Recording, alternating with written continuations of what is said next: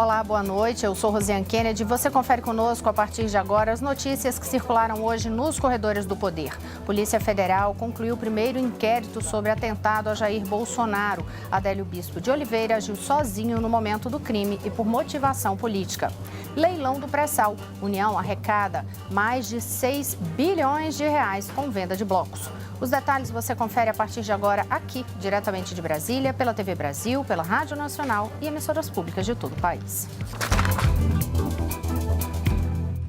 A Polícia Federal apresentou hoje o resultado do primeiro inquérito sobre o atentado ao candidato à presidência da República pelo PSL, Jair Bolsonaro. A PF concluiu que Adélio Bispo de Oliveira agiu sozinho no momento do crime e por motivação política. O envolvimento de outras pessoas fora do local do crime ainda é apurado num segundo inquérito.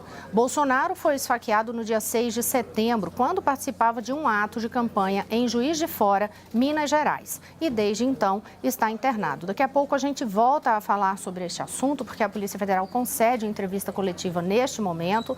Lá na Polícia Federal está o nosso repórter Daniel Ito e aí a gente traz informações com ele a qualquer momento. Mas a gente agora vai até a redação da TV Brasil em São Paulo, onde está Vanessa Casalino, que tem informações sobre o quadro de saúde de Jair Bolsonaro. Boa noite, Vanessa. Oi, Rosiane, boa noite para você, boa noite a todos. De acordo com o último boletim médico da tarde de hoje, Jair Bolsonaro está com alta programada para este fim de semana, se o estado de saúde dele permanecer como está, com boa evolução clínica. Segundo o Hospital Albert Einstein, o candidato teve ontem um episódio isolado de febre, 37,8 graus, mas sem outros sintomas de infecção e sem focos de infecção no abdômen. Foram feitos exames que constataram uma bactéria no sangue, segundo o boletim, de baixa capacidade de se multiplicar no organismo. Bolsonaro está recebendo antibióticos e o boletim não esclarece se a alta seria no sábado ou no domingo, Rosiane. Vanessa, agora aí em São Paulo hoje houve também um evento inédito, né? Que foi um debate das candidatas a vice-presidente da República. O que é que você destaca aí desse debate hoje? Sim, Rosiane, um evento que teve o apoio da ONU Mulheres. Participaram Ana Amélia, vice na coligação de Geraldo Alckmin, Cátia Abreu, vice na chapa de Ciro Gomes, Manuela Dávila, vice de Fernando Haddad e Sônia Guajajara, vice de Guilherme Boulos. Entre vários assuntos, Ana Amélia destacou a violência contra a mulher e classificou este como o nosso maior problema. Acompanhe. Nós vamos ampliar muito as patrulhas Maria da Penha para proteção às mulheres e delegacias especializadas ou casas de acolhimento às mulheres vítimas de violência. É um trabalho muito grande que vamos fazer como compromisso de campanha. Cátia Abreu, vice de Ciro, deu ênfase à educação. Disse que mais de 80 das 100 melhores escolas do país estão no Ceará, reduto político de Ciro Gomes, e que a ideia é expandir esse modelo para o resto do país. Formação continuada para professores. Salário, como o Ceará fez no governo Ciro Gomes. Deu às professoras da rede pública um salário maior do que a rede privada. Escola de tempo integral. Manuela Dávila, vice de Haddad, afirmou que a preocupação é grande com o mundo do trabalho. Disse que as mulheres trabalham mais, recebem menos e acumulam a jornada doméstica. Ouça. Construir condições para que as mulheres e os homens sejam igualmente remunerados no mundo do trabalho, mas também garantir a retomada de uma agenda de direitos dos trabalhadores e trabalhadoras. E Sônia Guajajara, vice de Guilherme Boulos, disse que, se eleitos, as empresas que pagam salários diferentes para homens e mulheres na mesma função vão ser punidas. Acompanhe. É preciso que a gente tenha uma ação radical para a gente combater esse desequilíbrio. E aí o que nós temos que combater também é um modelo de desenvolvimento econômico adotado hoje no país que é altamente machista. Lembrando que as mulheres representam mais da metade dos eleitores brasileiros, mas, segundo uma pesquisa divulgada hoje no evento, ocupam apenas 10% das cadeiras do Congresso Nacional. 90% delas disseram que gostariam de ver mais mulheres na política, Rosiane.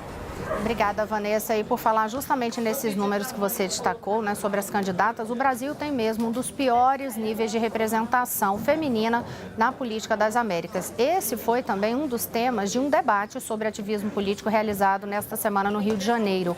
A repórter da Rádio Nacional, Tâmara Freire, cobriu o evento. Acompanhe. As mulheres são a maioria dos eleitores brasileiros, mas ocupam apenas 10% das cadeiras no Congresso Nacional. A dificuldade de ascender às esferas de decisão, no entanto, não intimida as militantes feministas, reunidas no evento Diálogos Mulheres em Movimento, que discute justamente o ativismo político e a luta por direitos. O evento reúne 120 militantes feministas do Brasil e de vários países do mundo e está sendo realizado em parceria com o British Council, já que em 2018 a Inglaterra celebra 100 anos da conquista do voto pelas sufragistas. Da Rádio Nacional no Rio de Janeiro, Tâmara Freire. E eu já estou aqui com Mariana Jungmann ao meu lado. A gente segue falando de eleições, já que chega a quase 600 o número de municípios que terão apoio das Forças Armadas nas eleições. Mariana Jungmann, a gente até falou disso essa semana, né? Já nesta semana, e traz os números aí detalhados para a gente. Boa noite. Boa noite, Rosiane. Pois é, olha, o Ministério da Defesa informou que mais de 28 mil militares devem atuar no pleito deste ano. O Tribunal Superior Eleitoral aprovou o envio de tropas das Forças Armadas para 598 localidades em 13 estados. Segundo o Ministério da Defesa, os militares vão reforçar a segurança da votação e da apuração e também darão apoio logístico, transportando as urnas eletrônicas e funcionários da Justiça Eleitoral. Rosiane. Mas a gente segue conversando ainda de eleições, Mariana, porque nesta semana também uma delegação de membros do Parlamento da Indonésia esteve aqui em Brasília visitando, né, o Tribunal Superior Eleitoral para conhecer melhor aí as urnas eletrônicas e o sistema de votação brasileiro. Aí a questão é, eles estão interessados em adotar esse sistema brasileiro lá na Indonésia? Estão sim, viu, Rosiane? A intenção dos indonésios é adotar o sistema eletrônico de votação brasileiro a partir de 2024. Por isso, nessa passagem por Brasília, os parlamentares assistiram a uma palestra do secretário de Tecnologia da Informação do TSE, Giuseppe Janino, sobre todo o processo eleitoral brasileiro, com destaque para o sistema informatizado usado pela Justiça Eleitoral há mais de 20 anos. Eles acompanharam uma demonstração do funcionamento das nossas urnas, fizeram votações simuladas e puderam tirar dúvidas quanto à segurança do sistema. O secretário de Tecnologia da Informação explicou que o equipamento não tem conexão com a internet, o que livra o sistema da invasão de hackers. O especialista também destacou a importância do cadastramento biométrico realizado no Brasil, afirmando que este processo também garante a segurança nas eleições, já que impede qualquer duplicidade de voto. O TSE já recebeu representantes de mais de 70 países. 8 já confirmaram acordo de cooperação para receberem conhecimento da experiência brasileira. Rosiane. Obrigada, Mariana. E agora sim, a gente vai até a sede da Polícia Federal aqui em Brasília, porque Daniel Ito traz detalhes sobre a conclusão do primeiro inquérito a respeito do atentado contra o presidenciável Jair Bolsonaro. Boa noite, Daniel. Boa noite, Rosiane. Boa noite a todos os que nos assistem. Esse inquérito foi apresentado pelo delegado Rodrigo Moraes Fernandes, ele que presidiu essa investigação. E as principais conclusões deste primeiro inquérito são as seguintes. Adélio Bispo de Oliveira, segundo a Polícia Federal, agiu sozinho na hora do crime. Ele não contou com a ajuda de terceiros ou de grupos durante o ato político que acontecia em Juiz de Fora. A motivação do crime, segundo a investigação da polícia, foi o inconformismo político de Adélio Bispo com as ideias manifestadas nos discursos do candidato Jair Bolsonaro.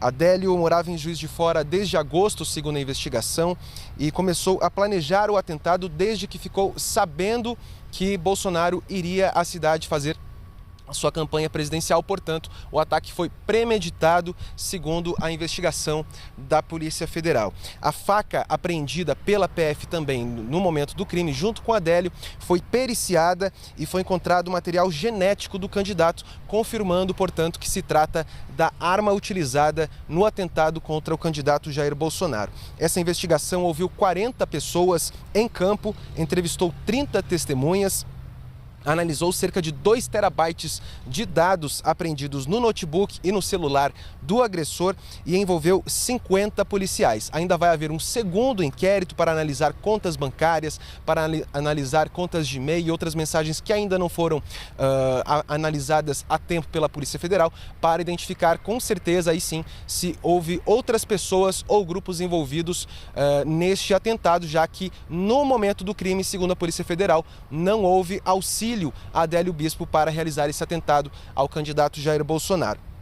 Esse inquérito indicia Adélio Bispo de Oliveira pelo artigo 20, parágrafo único da Lei de Segurança Nacional, que prevê uma ação criminosa de atentar contra qualquer pessoa por inconformismo político, e agora caberá ao Ministério Público processar o autor do atentado contra o candidato Jair Bolsonaro. Voltamos com você, Rosiane. Obrigada, Daniel. Justamente Adélio, que foi preso, inclusive em flagrante, confessou o crime. A respeito deste segundo inquérito, já detalhando um pouco mais do que o Daniel falou, ele foi aberto já nesta semana, há 3 dias foi aberto esse segundo inquérito, que é justamente para apurar se houve a participação de outras pessoas. Após a análise aí desse conteúdo todo, verificar se houve essa participação de outras pessoas no planejamento deste crime, já que no local, aí sim, o entendimento da Polícia Federal foi de que ele agiu sozinho. E por que a Polícia Federal ressalta isso? Porque teve até aquela polêmica que a gente trouxe aqui também nos corredores do poder, um caso de agressão, porque chegaram a desconfiar e divulgar ali com notícia falsa em rede social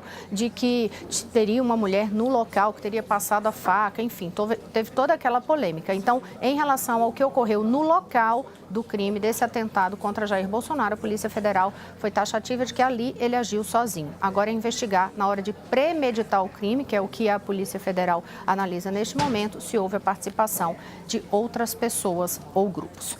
A gente muda de assunto agora e fala de uma operação da Polícia Federal realizada hoje. O ex-governador de Goiás e atual candidato ao Senado pelo PSDB, Marconi Perillo, foi um dos alvos da Operação Preposto, desdobramento da Lava Jato. Os investigadores apuram a suposta prática de crimes de corrupção, lavagem de dinheiro e associação criminosa em cidades de Goiás e São Paulo. A ação tem como base delações de executivos da Odebrecht e investiga o destino de aproximadamente 12 milhões de reais em supostas vantagens ilícitas. De acordo com os delatores, o tucano teria pedido e recebido o valor como propina para favorecer a empreiteira em contratos e obras em Goiás. De acordo com a investigação, Marconi Perillo seria o chefe do grupo. O ex-presidente da Agência Goiana de Transporte e Obras, Jaime Eduardo Rincon, teria atuado como braço direito do ex-governador, mantendo contato com os executivos da Odebrecht e coordenando atividades dos demais investigados que tinham a função de buscar o dinheiro em São Paulo e levá-lo de avião até Goiânia. As investigações identificaram 21 entregas de valores em espécie em 2014, feitas a mando do grupo Odebrecht em favor de Perillo. A defesa de Marconi Perillo divulgou nota de repúdio à ação deflagrada hoje. O advogado Antônio Carlos de Almeida Castro, mais conhecido como Cacai, voltou a criticar o que chamou de espetacularização do direito penal e a criminalização da política. Segundo o advogado, a palavra do delator é isolada e não apresenta, abre aspas, qualquer fiapo de indício contra Marconi Perillo, fecha aspas. Ainda de acordo com Cacai, a busca e apreensão na residência do ex-governador há 9 dias da eleição assume um caráter claramente eleitoreiro e demonstra um abuso por parte do Ministério Público e do Poder Judiciário. E a gente volta novamente com Vanessa Casalino agora sobre outra investigação. A Polícia Federal e a Receita fizeram uma operação aí contra fraudes em 3 estados, fraudes fiscais, né, Vanessa? A operação Fake Money, dinheiro falso, que visa aí desmontar um esquema que teria desviado quanto em dinheiro, Vanessa? Rosiane, 5 bilhões de reais, esse é o tamanho do prejuízo em dinheiro público. 15 pessoas foram presas preventivamente na operação e uma continua sendo procurada. São empresários, advogados e contadores. Os agentes cumpriram ainda 33 mandados de busca e apreensão em cidades de São Paulo, Paraná e Minas Gerais. A organização agia por meio de empresas que ofereciam serviços de consultoria tributária a outras empresas com dívidas com a Receita. O grupo dizia ter créditos tributários garantidos por títulos públicos que que poderiam ser usados no pagamento. Em troca, cobravam cerca de 70% do valor da dívida. Para isso, ofereciam documentos com informações falsas sobre a validade dos créditos. A quadrilha acessava o sistema do fisco e inseria esses dados falsos. Forjava também a comprovação da quitação das dívidas. Os possíveis crimes são de organização criminosa, estelionato, falsificação de documento público e lavagem e ocultação de bens. Cerca de 3 mil empresas podem estar envolvidas, segundo as investigações. Rosiane. Obrigada, Vanessa. E só uma atualização que eu acabo de receber aqui, em relação a esse valor, já passou para 8 bilhões de reais essa estimativa do rombo com a fraude. E antes de encerrar este bloco, vamos conferir uma última notícia com Flávia Grossi, no Rio de Janeiro. Flávia, boa noite. A Justiça condenou um policial militar por corrupção de testemunhas no caso Amarildo, né? Exatamente, Rosiane. Boa noite para você e para todos que nos assistem. A Justiça do Rio condenou ontem, em segunda instância, o soldado da Polícia Militar Bruno Medeiros Atanásio a uma pena de 4 anos de prisão em regime aberto. Ele foi condenado pela participação no plano de corromper 2 testemunhas que prestariam depoimento no caso do assassinato do pedreiro Amarildo de Souza em 2013. Em um dos casos, os acusados ofereceram R$500 em dinheiro, além de fraldas descartáveis, para que o morador acusasse traficantes da comunidade pela morte de Amarildo. O pedreiro desapareceu depois de ser levado para prestar depoimento na UPP da Rocinha. A gente lembra que 12 policiais militares já foram condenados pelo crime. Entre eles, o comandante da UPP da Rocinha, Edson Santos. Até agora, a família não foi indenizada. Rosiane. Obrigada, Flávia. No próximo bloco, definidas as atribuições do MEC e da UFRJ em ações do Museu Nacional. E a ANP prevê a arrecadação de mais de R$1 trilhão com novos blocos do pré-sal. Daqui a pouquinho eu volto já. Olá, estamos de volta. Eu sou Rosiane Kennedy. Você confere conosco as notícias que circularam hoje nos corredores do poder. A gente volta a falar neste bloco com Flávia Grossi, na redação no Rio de Janeiro, porque ela tem informações sobre o Museu Nacional. Uma portaria publicada no Diário Oficial detalha as atribuições do Ministério da Educação e da UFRJ nas ações emergenciais da restauração do patrimônio e do acervo. Flávia, quais são aí essas responsabilidades de cada um? Rosiane, segundo essa portaria que foi publicada hoje, o Ministério da Educação vai ficar responsável pela contratação de pessoal e também por prestar apoio técnico e financeiro para essas obras emergenciais do museu. Já a Universidade Federal do Rio de Janeiro vai supervisionar os trabalhos e elaborar o planejamento técnico-financeiro para a execução das obras. A gente lembra que na semana passada o MEC liberou R$8.900.000 para ajudar na reconstrução do Museu Nacional, que infelizmente foi destruído por um incêndio no início do mês. Nessa primeira etapa, que deve durar 180 dias, as ações devem priorizar a proteção do prédio para que não haja aí risco de desabamento e também a recuperação do que pode ter sobrado do acervo. Flávia, e um outro assunto aí no Rio de Janeiro hoje foi a 5ª rodada do leilão do pré-sal, né? O governo, a União, conseguiu arrecadar quase R$7 bilhões, né, Flávia? Exatamente, Rosiane. Esse foi o último leilão do pré-sal deste ano. Todas as 4 áreas ofertadas pelo governo, 3 na Bacia de Santos e 1 na Bacia de Campos, foram arrematadas, gerando aí uma arrecadação de R$6.8 bilhões. 12 petroleiras participaram desta 5ª rodada, incluindo a Petrobras e companhias de várias partes do mundo, como China, Estados Unidos, França, Noruega e também Reino Unido. O sucesso desse negócio pode ser atribuído a alguns fatores, como a alta do barril do petróleo, que está sendo vendido a mais de $80 no mercado internacional, e também ao fim da obrigatoriedade de a Petrobras atuar como operadora única. Pelas novas regras, outras empresas também podem disputar áreas com a estatal.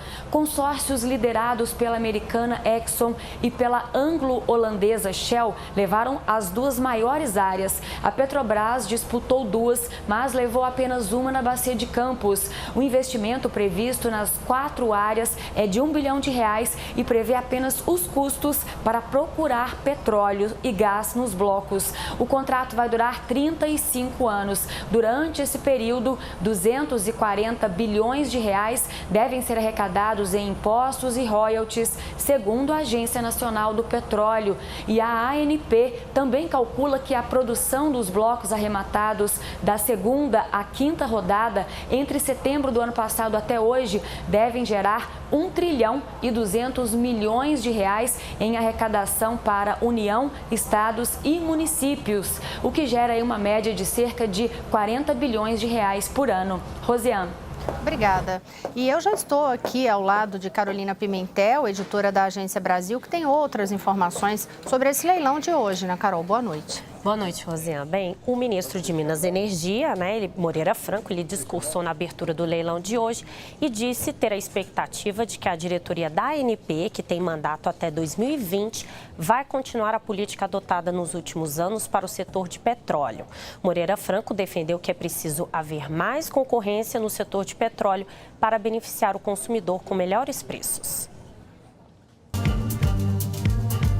É fundamental que precise ser oferecido a preço que seja justo, preço razoável, preço barato. E a experiência nos tem mostrado que isso só ocorre quando há concorrência. E não só concorrência lá no final da linha, tem que ser na cadeia inteira, para que se acumule preços justos ao longo de todo o processo produtivo. Para o ministro Moreira Franco, é preciso haver também redução da carga tributária nos setores de energia elétrica, telecomunicações e combustíveis. Segundo ele, esses setores costumam ser alvo de aumento de impostos quando os estados estão com dificuldade financeira. Nós vamos aproveitar aí para saber outros destaques da Agência Brasil hoje. O que é que você traz para a gente, Carol? A gente vai trazer dados do IBGE. Bem, o IBGE divulgou hoje números do desemprego no 3º trimestre deste ano, encerrado em agosto. De acordo com a Pesquisa Nacional por Amostra de Domicílios, cerca de 530 mil pessoas saíram da situação de desocupadas. A redução foi de 0,6 ponto percentual, mas o país ainda tem 12 milhões e 700 mil desempregados. Por outro lado, aumentou o número de pessoas subocupadas, ou seja, que estão trabalhando menos horas do que gostariam ou estariam disponíveis. Segundo o IBGE, são 6 milhões e 700 mil brasileiros nessa situação. Há também 4,8 milhões de pessoas desalentadas, que são aquelas que desistiram de procurar emprego. O número de trabalhadores com carteira assinada caiu em relação ao mesmo período do ano passado e se manteve estável em relação ao trimestre anterior. Já o número de contratados no setor privado sem carteira assinada cresceu 4% em relação ao 3º trimestre do ano passado, Rosiane. Mas a gente ainda tem tempo para uma rápida última notícia, Carol. Vamos agora à notícia internacional sobre o Facebook. O Facebook revelou hoje ter sofrido um ataque de hackers que afeta 50 milhões de contas, das quais os criminosos poderiam ter obtido informação particular e ter acesso a elas como se fossem os usuários. Em comunicado, a empresa informou que seus engenheiros encontraram o problema de segurança na terça-feira passada e que estão tratando o assunto de forma extremamente séria, embora a investigação esteja ainda em sua fase inicial. Segundo o Facebook, os hackers exploraram uma vulnerabilidade no código da plataforma que afetou uma função que permite aos usuários ver o seu perfil como se fossem outra pessoa. Obrigada, Carolina Pimentel. E a gente lembra, entra lá no site agenciabrasil.abc.com.br. Boa noite a todos, bom fim de semana, Carol. Bom fim de semana. A gente espera vocês aqui na segunda-feira. Até lá.